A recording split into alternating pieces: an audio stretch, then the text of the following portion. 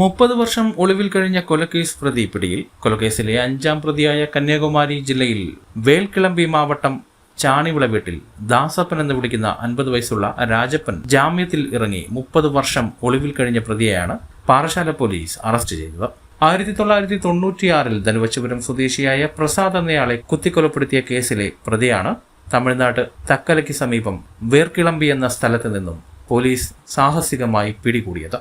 ധനുവച്ചപുരത്ത് നടന്നൊരു murder four ഗെയിനിൽ പ്രതിയെ 30 വർഷങ്ങൾക്ക് ശേഷം പാറശാല പോലീസ് സ്റ്റേഷനിൽ ക്രൈമുള്ളതാണ് അറസ്റ്റ് ചെയ്തിട്ടുള്ളത്. ദാസപ്പൻ എന്ന് വിളിക്കുന്ന രാജപ്പൻ 53 വയസ്സ്. ഇയാൾ കഴിഞ്ഞ 30 വർഷങ്ങളായിട്ട് പല സ്ഥലങ്ങളിലും വേഷം മാറി പേര് മാറി കൃഷിയും അതുപോലെ റബ്ബർ ടാപ്പിംഗ് തൊഴിലുമൊക്കെ ആയിട്ട് കഴിഞ്ഞു വരികയായിരുന്നു. വളരെ വിവാദമായിട്ടുള്ളൊരു കേസാണിത്. 7 പേര് രാത്രി വന്ന് ഒരു വീട്ടിൽ കയറി മോഷണം നടത്തുന്നതിനിടയിൽ അവിടുത്തെ മുതിർന്ന ഒരാളെ ഉപദ്രവിക്കുകയും അത് തടയാൻ ചെന്ന അയാളുടെ മകന് 22 വയസ്സുള്ള പ്രസാദ് എന്ന ആളെ പാര കൊണ്ട് കുത്തി കൊലപ്പെടുത്തിയ കേസിലെ പ്രതിയാണ് ഇയാൾ, പ്രധാനപ്പെട്ട പ്രതിയാണ് ഇയാൾ.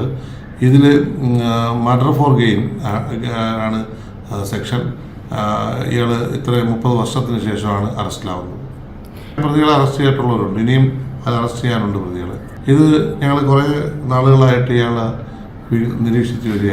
ഇയാൾക്ക് ജാമ്യം നിന്നു, ഇയാളുടെ കൂടെ ജോലി ചെയ്തിട്ടുള്ളവരും അങ്ങനെയുള്ളവരെയൊക്കെ വെരിഫൈ ചെയ്താണ് തമിഴ്നാട് ഷാഡോ പോലീസിൻ്റെ സഹായത്തോടു കൂടി തമിഴ്നാട്ടിൽ നിന്ന് ഇന്നലെ അറസ്റ്റ് ചെയ്യുകയായിരുന്നു.